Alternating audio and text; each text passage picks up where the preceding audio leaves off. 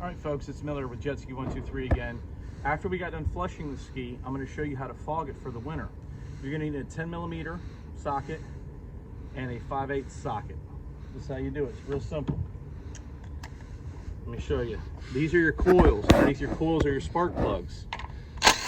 Very simple. Take your 10 mils out, unplug your wires right here. I'm going to show you another trick. It's called marine electric grease or dielectric grease. Now what you want to do is you pull your coil out. You take some of your electric grease, get it on your finger, and you want to put it all around the shaft of the coil. This prevents the coil from sticking in, so when you change your plugs next time, they don't get stuck. All right, you got your spark plug down in the hole. Take your 5/8 with your extension, put it in there. Obviously going counterclockwise. You loosen the spark plug up, get it out of there, real simple. Now you can take these out with an impact, but don't ever put them back in with an impact, as you'll break the bottoms off and be very upset with yourself.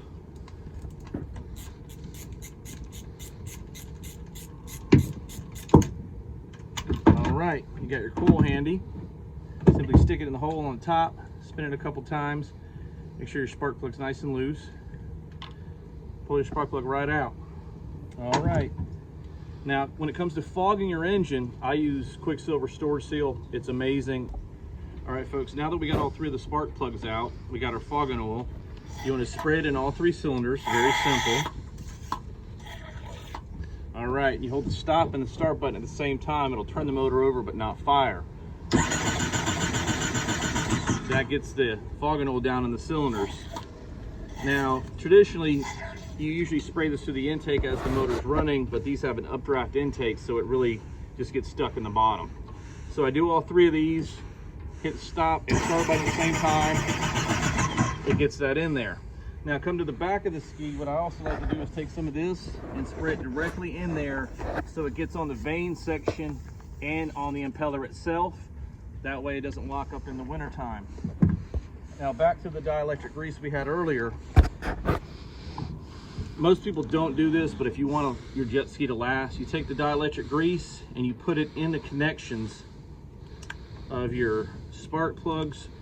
I generally, when I prep a ski, I do all the connections. It takes about an hour to 2 hours to do this. You put it in where your ECU plugs in, your fuse box, all your connections, all your overheat sensors.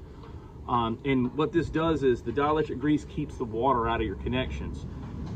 Especially in the salt water, I cannot stress how much this helps in the long run preserve your jet ski, so you're not getting codes when you go to start it. It keeps all the condensation. Also, when you're done running your jet ski, spray the top of the motor, obviously with the spark plugs and your coils in it. You can spray the top of the motor with water, get all the salt off, stuff like that. Then you can take your storage seal or your fogging oil and just spray the whole engine if you want to. Anything that's silver, generally in salt water, is going to rust anyways, so just spray it and it will keep your engine clean for years to come. And when you go to do maintenance on it, it's just a lot easier. And if you ever had to sell your machine, people will know that you took care of it. That's just another tip from Miller with jetski123. All right, folks, after you have your engine fogged, you're pretty much ready to go. Now, why do you fog your motor? What happens is the jet skis have a water box, this aluminum water box right back here in the back. Right there. What it does is after you're done flushing it, that does hold some water, and that'll condensate back into the engine. If you have an exhaust valve that's open, it will basically condensate onto the valve and rust, and it can seize the valve where the piston comes up and taps it. Not only that, is it keeps your spark plug and your combustion chamber just oiled up for the winter time, so you don't got to worry about rust.